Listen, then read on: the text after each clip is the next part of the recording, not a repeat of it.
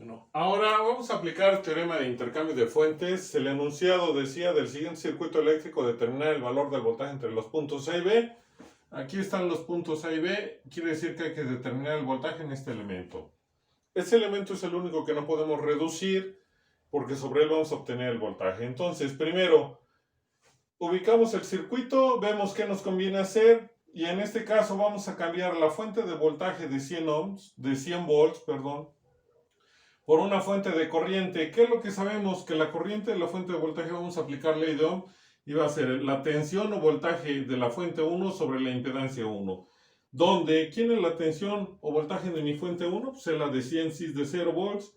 Y la impedancia 1 va a ser la suma de las impedancias que están en serie a esa fuente de voltaje. Va a ser 7 menos 5i más 10i más 3 más 15i. Nos va a quedar 10 más 20i. Una vez hecho eso, pues ya podemos aplicar nuestra ecuación y entonces tendríamos que la corriente de la fuente de voltaje va a ser igual al valor de la fuente, que es 100, entre la impedancia 1, que es 10 más 20i, y eso nos da como resultado 2 menos 4i, son amperes. Volvemos a escribir nuestro circuito para ver qué pasó o qué nos quedó, y entonces tenemos ahora la fuente de corriente, que recuerden que debe de llevar la misma dirección que la fuente de voltaje de la cual se originó. Eso lo he mencionado en los videos de intercambio de fuentes, va hacia arriba.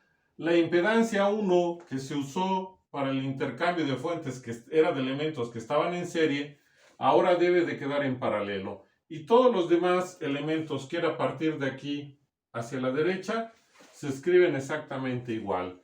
Y se puede ver que en este circuito tenemos 1, 2, 3 fuentes de corriente en paralelo y 2 impedancias en paralelo. Entonces, ¿qué hacemos? Vamos a sumar las fuentes de corriente por estar en paralelo y las impedancias en paralelo las vamos a reducir para simplificar el circuito. Entonces, la corriente equivalente, que sería la suma de estas tres, llevan la misma dirección. Simplemente sumamos, sustituimos sus valores, es 2 menos 4i. 6 cis de 90 va a ser igual a 6i. Y de 11 el valor de 11.32 y cis de 45 grados, recuerden que ya se había hecho y quedaba 8 más 8i transformado a un número rectangular. Hacemos la suma y nos queda 10 más 10i, el valor de la suma de las tres fuentes, que sería mi corriente equivalente. La impedancia 2 es la que voy a obtener de reducir a Z1, que esté en paralelo con 10 menos 20i. Entonces, como nada más tengo dos impedancias, aplico la ecuación para reducir, que sería el producto entre la suma en vez de el inverso de la suma de los inversos. Quien quiera aplicar el inverso de la suma de los inversos debe de darle el mismo resultado. En este caso yo aplico el producto entre la suma porque tengo dos impedancias en paralelo de distinto valor. Porque Z1 vale 10 más 20i y Z2 es 10 menos 20i.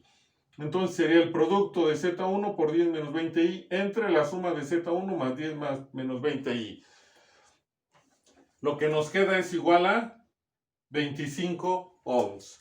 Entonces habría que escribir el nuevo circuito para ver qué se puede hacer.